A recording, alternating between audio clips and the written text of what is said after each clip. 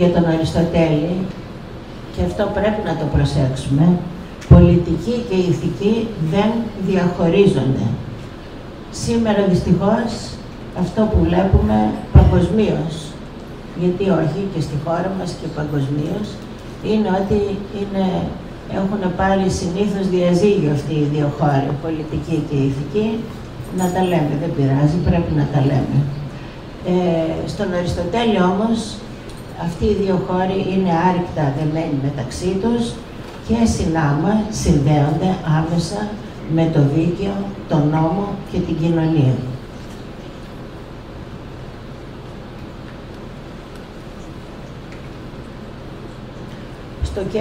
Στο κέντρο είναι ο άνθρωπος, ο οποίος ορίζεται από τον φιλόσοφο ως φύση ζώων πολιτικών. Το συζητούσαμε αυτό και προχθές.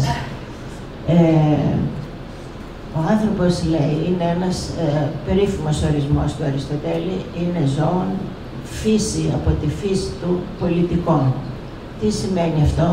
Ότι ο άνθρωπος δεν έχει έρθει στον κόσμο για να ζήσει μόνος του, παίρνει νόημα η ύπαρξη του ανθρώπου μόνο όταν είναι μέσα στο κοινωνικό σύνολο και δεν ζει μόνος του. Αυτό είναι μια σκέψη εξαιρετική. Τη συζητούσαμε με τον, πες μας, Δήμητρα, τον πατέρα, με τον Σεβασμιότατο Κοριτσάς. Σεβασμιότατο Κοριτσάς, ο οποίος μου έκανε τρομερή εντύπωση. Μας μίλησε πάρα πολύ ωραία και ξεκίνησε λέγοντας ότι τον παλιό καιρό εμείς είχαμε συνηθίσει, τα παιδιά είναι κοντά στους γονείς και οι γονείς βέβαια κοντά στα παιδιά, και όταν γεράσουν οι γονείς είναι τα παιδιά τους φροντίζουν. Τώρα οι νέοι μας όλοι έχουν πάει στην Αμερική, στον Καναδά, στις χώρες της Ευρώπης.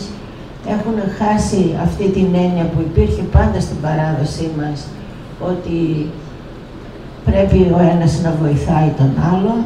Έχουμε περάσει σε μία περίοδο εγωισμού, καθένας βλέπει τον εαυτό του, πώς θα τα καταφέρει και πώς θα τα βγάλει πέρα και δεν νοιάζεται για τους άλλους, απομόνωσης και ένα είδος που καταντάει είδος ψυχασθένειας. Ο Αριστοτέλης αυτά τα είχε προσέξει, τα επεσήμανε, είπε ο άνθρωπος έχει έρθει στον κόσμο για να ζει και να προσφέρει στο σύνολο και να είναι ο αγαθός πολίτης, και βέβαια έχει και την ηθική του για να μας πει ποιος είναι ο αγαθός πολίτης και ο καλός πολιτικός. Και εκείνο που λέει ο Αριστοτέλης είναι ότι αν ο άνθρωπος ζει μόνος του, τώρα θα σας το βάλω να το δούμε, αποκτάει νόημα η ζωή του μόνο μέσα στο κοινωνικό σύνολο. Και κοιτάξτε τι ωραία που το λέει, ότι αυτός που δεν μπορεί να ζήσει μέσα στην κοινωνία ή που δεν έχει καμία ανάγκη διότι είναι αυτάρκης, θα πρέπει να είναι είτε θηρίο είτε θεός. Δεν είναι στη φύση του ανθρώπου να ζει μόνος του, ξεκομμένος από το κοινωνικό σύνολο. Και συμπληρώνει ότι ο ελεύθερος πολίτης είναι πολύ σοφό. Αυτό που το είπε ο Αριστοτέλης πριν από 2.500 χρόνια. Και συμπληρώνει, ο ελεύθερος πολίτης επιζητεί το αγαθόν, αυτό συνίσταται στην τέλεση των κοινωνικών και πολιτικών καθηκόντων, τα οποία πρέπει να διέπονται από την φρόνηση. Πολύ σημαντική έννοια για τον Αριστοτέλη, η έννοια της φρονήσεως. Εδώ, αν προσέξατε, σας έχω βάλει διάφορες απεικονίσεις του Αριστοτέλη ανά τους αιώνες και σε διάφορους λαούς. Αν προσέχετε, μπορεί να λέτε τώρα γιατί μας δείχνει αυτόν και γιατί μας δείχνει τον άλλο. Παντού είναι ο Αριστοτέλης, αλλά βλέπουμε πώς τον παριστάνουν, τον έχουν παραστήσει οι Άραβες, οι μεσαιωνικοί, οι σχολαστικοί φιλόσοφοι, όχι μόνο οι Έλληνες, ανά τους αιώνες, και αυτό πάλι δείχνει την επίδραση που είχε σε όλους τους λαούς στο πέρασμα των αιώνων και μέχρι σήμερα. Και μάλιστα έχουμε τουλάχιστον 2 εκκλησίες στην Ελλάδα. Η μία είναι στην Πελοπόννησο, η άλλη είναι στο Άγιο Όρος.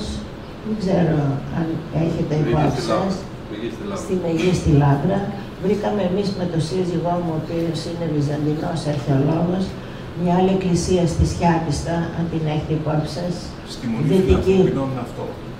Στα Γιάννα, στο νησάκι. Ναι. Από τη Μονή Φιλανθρωπινών αυτό. Πολύ ωραία. Πολύ ωραία. Και δίπλα στους Αγίους. Είναι δηλαδή, έχουν εικονογραφήσει τον Αριστοτέλη και τον Πλάτωνα. Να μην παρεξηγηθούν οι πλατωνιστές και με κυνηγάνε. Σέβομαι και τον Πλάτωνα, τον εκτιμώ, αλλά δεν μπορώ παρά να πω και να δηλώσω, όχι να ομολογήσω, να δηλώσω ότι θεωρώ ότι ο Αριστοτέλης είναι πολύ μεγαλύτερο πνεύμα, έδωσε πολύ πιο σημαντικό έργο από τον Πλάτωνα. Ο Πλάτωνας είναι ο ποιητής, φιλόσοφος, ο οποίος με τους διαλόγους του είχε βρει έναν άλλο τρόπο να λέει τις δικές του ιδέες. Είχε αυτό το χάρισμα, αλλά ο Αριστοτέλης είναι ο επιστημονικός νους. Έχει πολύ σφιχτά κείμενα, πολύ δύσκολα κείμενα, αλλά καταπληκτικές αναλύσεις. Πρέπει να παιδευτείς πολύ, να διαβάσεις, να ξαναδιαβάσεις, αλλά θα νιώσεις την ικανοποίηση τη μεγάλη αν καταλάβεις κάποια από τα πράγματα που λέει. Επίσης πρέπει να πω ότι είναι λάθος που κάποιοι πιάνουν να μελετήσουν ένα τέτοιο φιλόσοφο σαν τον Αριστοτέλη, όχι μόνο, αλλά μιλώ τώρα για τον Αριστοτέλη, και παίρνουν μία πραγματεία του μόνο ή ένα κεφάλαιο μόνο μιας πραγματείας, διαβάζουν τι λέει σε 2-3 παραγράφους και βγάζουν συμπέρασμα. Αυτό δεν γίνεται. Όπως έλεγα πριν, η γνώση δεν κόβεται σε κομματάκια. Πρέπει το όλο να βλέπουμε. Έτσι, για να καταλάβεις τον Αριστοτέλη, με 1 χρόνο και 2 και 3 δεν καταλαβαίνεις και πολλά, και απόψε με αυτά που λέω δεν ξέρω τι θα καταλάβετε, αλλά προσπαθώ να δώσω τα πιο ουσιαστικά. Και λέω ότι κάθε έννοια που βλέπουμε, μελετούμε από τον Αριστοτέλη, δεν γίνεται να τη δούμε μόνο σε ένα κεφάλαιο ή σε μία πραγματεία. Πρέπει να τη δούμε στο σύνολο της σκέψης του, γιατί και ο Αριστοτέλης δεν είχε χωριστά κομματάκια σκέψης μέσα στο μυαλό του. Δηλαδή ενώνονται η φυσική φιλοσοφία, ενώνεται με την πολιτική και ηθική φιλοσοφία. Και αυτό που λέμε μεταφυσική ή οντολογία, δηλαδή βασικές οντολογικές κατηγορίες, είναι η βάση. Δεν θα καταλάβεις τη φυσική του Αριστοτέλη αν δεν έχεις υπόψη σου τα μετά τα φυσικά, δηλαδή μάλλον την πρώτη φιλοσοφία, τις οντολογικές κατηγορίες, το ενδυνάμει και ενεργεία, που είναι για μένα ο ακρογωνιαίος λίθος, το πιο σημαντικό πράγμα στη φιλοσοφία του Αριστοτέλη. Οπότε όλα αυτά συνδέονται και επανέρχομαι τώρα στην ηθική και πολιτική του φιλοσοφία. Μας λέει λοιπόν ο Αριστοτέλης, ο ελεύθερος πολίτης επιζητεί το αγαθόν. Αυτό συνίσταται στην τέλεση πώς ενώνονται τώρα, πώς συνδέονται πολιτική και κοινωνική φιλοσοφία. Στην τέλεση των κοινωνικών και πολιτικών καθηκόντων, τα οποία πρέπει να διέπονται από τη φρόνηση.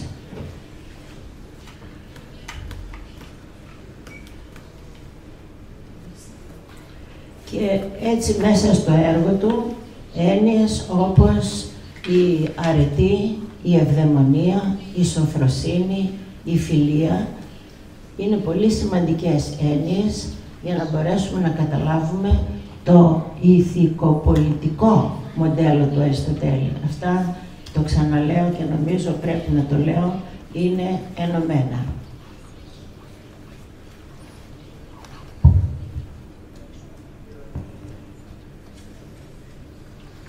Λοιπόν, στο βιβλίο των πολιτικών, ο Αριστοτέλης εκθέτει τις απόψεις του για την παιδεία. Άλλο θέμα, πολύ σημαντικό σήμερα, και αν δεν είναι σημαντικό, εδώ που βρισκόμαστε στο χώρο και στο περιβάλλον του Πανεπιστημιακού Κολεγίου, λόγος. Και λόγος, ας πούμε και αυτό, ο λόγος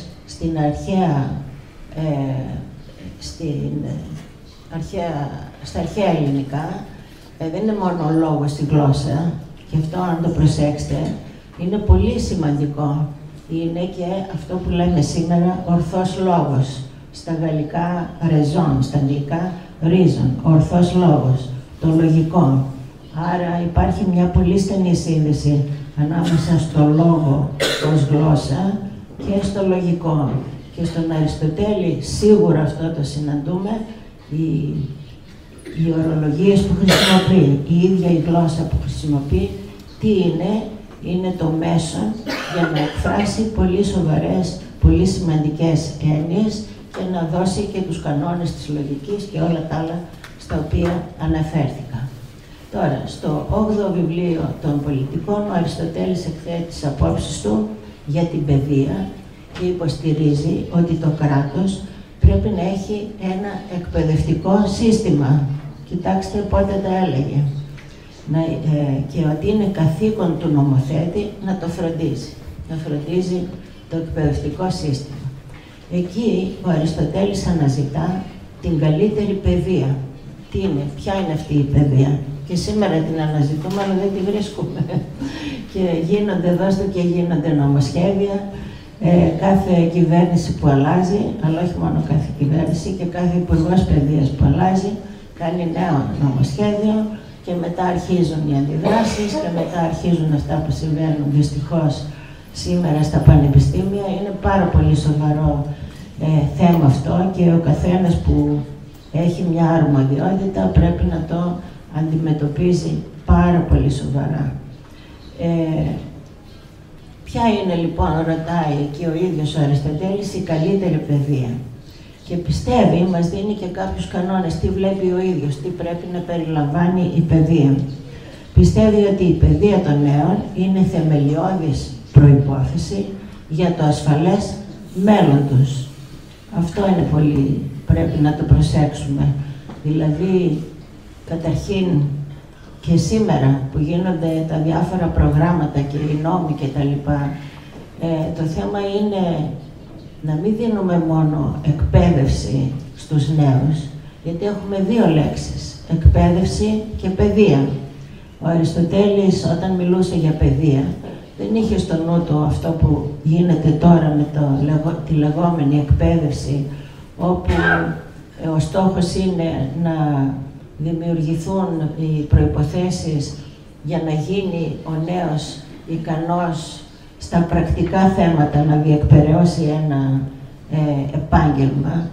Δεν σκέφτονται όμως το θέμα της παιδείας, δηλαδή της καλλιέργειας. Εκεί είναι η ουσία η μεγάλη, η οποία έχει ξεφύγει από τους στόχους σήμερα γενικώς, όχι μόνο στην Ελλάδα, αλλά θα πω πάλι διεθνώς, και δεν υπάρχει αυτή η προσπάθεια, η παιδεία, να υπάρχουν τα στοιχεία εκείνα που να έχουν ως αποτέλεσμα την καλλιέργεια των νέων.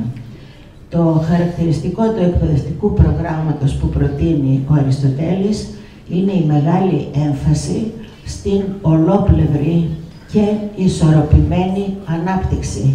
Πάλι μια ολιστική αντιμετώπιση.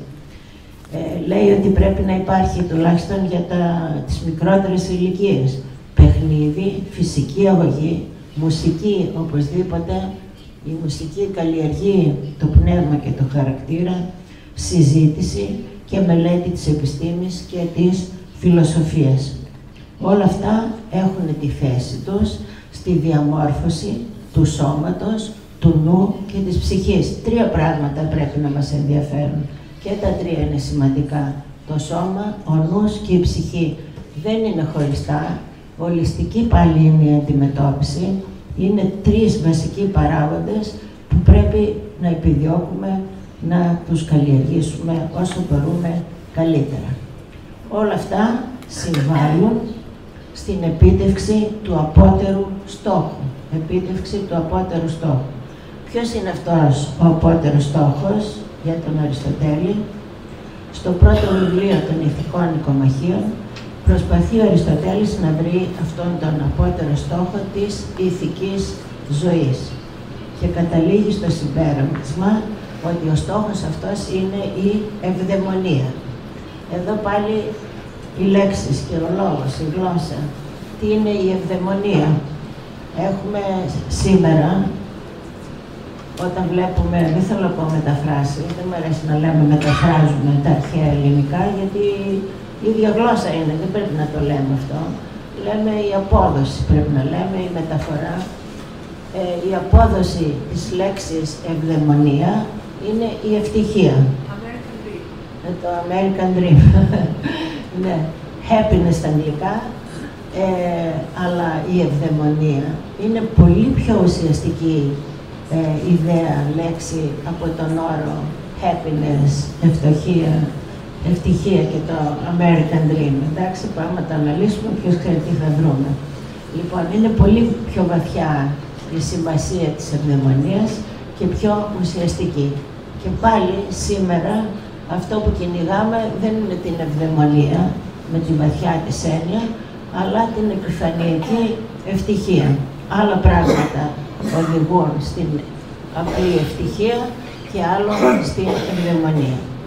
Η ευδαιμονία λοιπόν για τον Αριστοτέλη ανήκει στο πεδίο της πρακτικής φιλοσοφίας και συνδέεται άμεσα με την ηθική και πολιτική του φιλοσοφία, εφόσον τα δύο αυτά πεδία είναι απόλυτα και σφιχτά δεμένα μεταξύ τους. Και να πως εξηγεί ο Αριστοτέλης τη σύνδεση αυτή. Κοιτάξτε τον συλλογισμό. Δεν τα λέει ακριβώς έτσι ο Αριστοτέλης, έτσι βγαίνει από τη μελέτη του έργου του. Η ηθική έχει ως αντικείμενο το άτομο.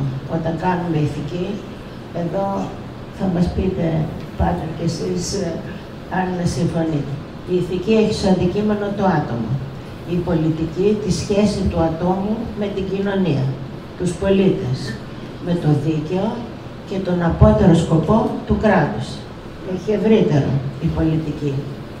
Τώρα, με άλλα λόγια, η ηθική ασχολείται με το ήθος των ανθρώπων. Νομίζω ότι ωραία μας τα είπε ο Αριστοτέλης. Αλλά ταυτόχρονα έχει και κοινωνικό χαρακτήρα. Το ήθος, αλλά έχει και κοινωνικό χαρακτήρα. Αφού βλέπει το άτομο ως μέρος του συνόλου της κοινωνίας. Δεν είναι μόνο το χωριστό το άτομο. Από την άλλη μεριά, η πολιτική έχει ηθικό χαρακτήρα. Έχει. Για τον Αριστοτέλη. Σήμερα δεν ξέρω, ρωτάμε. Πρέπει να έχει όμως ηθικό χαρακτήρα, αφού τόσο η ηθική όσο και η πολιτική έχουν ως στόχο να οδηγήσουν το άτομο στην ηθική και πνευματική τελειότητα, δηλαδή στην ευδαιμονία.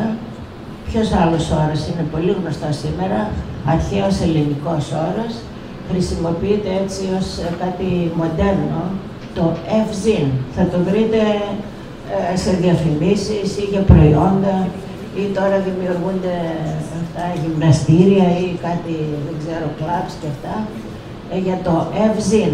Αυτό το ευζήν είναι η ευδαιμονία του Αριστοτέλη. Σήμερα ψάχνουν να βρουν αυτό το ευζήν και κάνουν τα γυμναστήρια, κάνουν κάτι ψυχολογικά κλαμπς, δεν ξέρω τι. Είναι αναζητούμενο, γιατί μας λείπει από ό,τι φαίνεται, μας λείπει. Τι εννοεί λοιπόν ο Αριστοτέλης με την ευδαιμονία? Σε λίγο θα τελειώσω, για όσους τους έχω κουράσει. Στην απάντηση που μας δίνει, συνδέει την ευδαιμονία με την αρετή. Και αυτό ενδιαφέρον. Στα ηθικά νοικομάχια έχουμε τον ορισμό της ευδαιμονίας.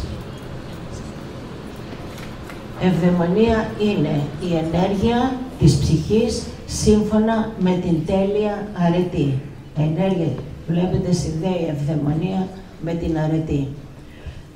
Αλλά τι πράγμα είναι η αρετή? Καλά συνδέει την ευδαιμονία με την αρετή. Τι πράγμα είναι η αρετή? Έχουμε λοιπόν τον ορισμό, τον πάρα πολύ σημαντικό και πολύ συζητημένο ορισμό της αρετής. Είναι στα αρχαία ελληνικά, σας το δίνω.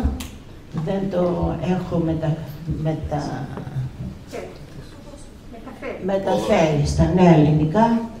Γρήγορα το διαβάζω. Έστιν άρα η αρετή, έξις προαιρετική, εν μεσότητη ούσα, τη προς ημάς ορισμένη λόγο και ο άνω φρόνιμος ορίσει. Μεσότης δε δύο κακιών, της μεν καθ' υπερβολή, της δε κατέληψη. Δεν είναι εύκολο να το εξηγήσουμε και να το καταλάβουμε, αλλά έχει ενδιαφέρον να πιάσουμε κανένα δυο έννοιες που συνθέτουν αυτόν τον πολυσυζητημένο και πολύ σημαντικό ορισμό. Ποιο είναι το σημαντικό να κρατήσουμε? Η αρετή ορίζεται ως έξις. Ως διαρκής, βέβαια μεταφέρουν τη λέξη έξις στα νέα ελληνικά, το λένε συνήθεια συνήθως. Θα πω εντός εισαγωγικών στις μεταφράσεις. Είναι λάθος να πούμε συνήθεια. Η έξις είναι μία τάση, διάθεση. Κάτι που τίνω, έχω την τάση να κάνω. Λοιπόν, είναι μία διαρκής διάθεση της ψυχής, λέει ο Αριστοτέλης, η οποία δεν επιβάλλεται από κάποιον. Είναι δηλαδή προαιρετική. Υπάρχει η ελεύθερη βούληση. Και η ουσία της συνίσταται στην μεσότητα, την προς ημάς. Άλλη σοφή ιδέα αυτή. Μεσότητα, την προς ημάς, για τον καθένα από εμάς. Τι σημαίνει όμως η μεσότητα, που είναι από τις πιο βασικές έννοιες, μία από τις πιο βασικές στην ηθική φιλοσοφία του Αριστοτέλη. Η μεσότης για τον Αριστοτέλη είναι ο ακρογωνιαίος λίθος της φιλοσοφίας. Υποστηρίζει λοιπόν ότι θα πρέπει η αρετή να κυριαρχεί στις ορμές και στα αίσθηκτα, ώστε να επιτύχουμε το μέτρο, τη μεσότητα ανάμεσα στα δύο άκρα. Σήμερα είναι νομίζω πολύ της μόδας να λέμε το μέσον, η μεσότης. Το χρησιμοποιούμε. Προέρχεται από τον Αριστοτέλη. Η μεσότης με τη σειρά της καθορίζεται από τον ορθό λόγο, τον λόγο, και αυτό γίνεται όπως ορίζεται από το φρόνιμο τον σόφρονα άνθρωπο. Πρέπει να ορίσει τη μεσότητα ο σόφρον. Αλλά ποιος είναι αυτός ο σόφρον για τον Αριστοτέλη? Εδώ πρέπει να πούμε ότι η φρόνηση για τον Αριστοτέλη είναι η πρακτική σοφία. Συνήθως τη μεταφράζουν στα αγγλικά την φρόνηση ως wisdom. Είναι ελλειπής η μετάφραση, πρέπει να λέμε practical wisdom, πρακτική σοφία. Και όχι, δεν έχει δηλαδή ένα θεωρητικό χαρακτήρα, έχει πρακτικό χαρακτήρα. Επομένως, ο φρόνιμος είναι αυτός που μπορεί να διακρίνει τι είναι καλό για κάθε συγκεκριμένο άτομο, όπως και η άσκηση της ιατρικής, μας λέει ο Αριστοτέλης, δεν είναι ακριβώς η ίδια για όλους τους ανθρώπους. Άλλο σοφό αυτό, το οποίο σήμερα αρχίζει να εφαρμόζεται, δηλαδή να αρχίζουν να δημιουργούν ειδική θεραπεία ανάλογα με τον κάθε άτομο, τον κάθε οργανισμό, και υπάρχουν και τα γυμναστήρια που λένε με τον personal trainer, δηλαδή για κάθε άτομο θα πρέπει να είναι και κάτι διαφορετικό. Και συμπερασματικά, ο συνδυασμός της πολιτικής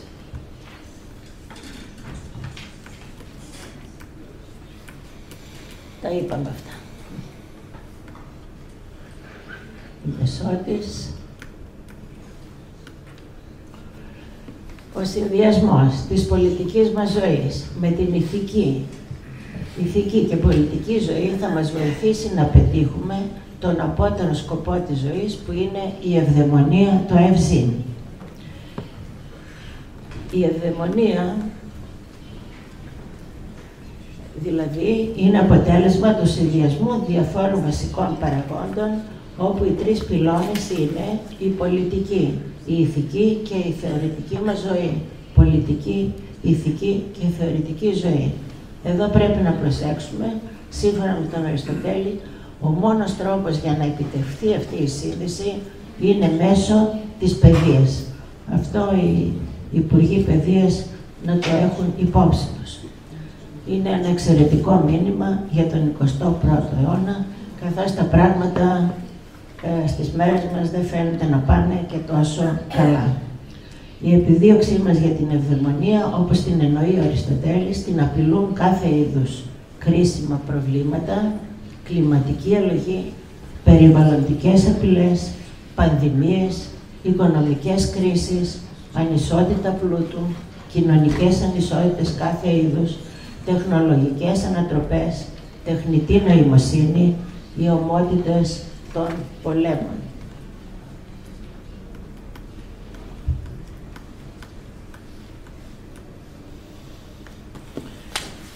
Αυτό λοιπόν που θέλω να προτείνω είναι το εξής, και με αυτό τελειώνω. Το εξής. Χρειάζεται να δώσουμε την κατάλληλη προσοχή και αναγνώριση στη φιλοσοφική μας κληρονομιά. Είναι ανάγκη να διερευνήσουμε πώς μπορούμε να οικοδομήσουμε ένα ηθικό, κοινωνικό, πολιτικό, αν θέλετε και οικονομικό και επιστημονικό μοντέλο για τον 21ο αιώνα. Ένα μοντέλο που να μπορεί να αντιμετωπίσει τις προκλήσεις στον παγκόσμιο χώρο. Αυτό, όπως προσπάθησα να δείξω,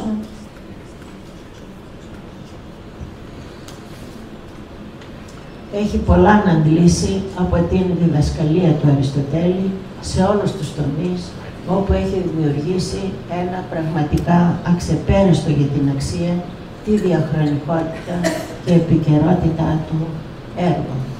Σας ευχαριστώ πάρα πολύ για την υπομονή.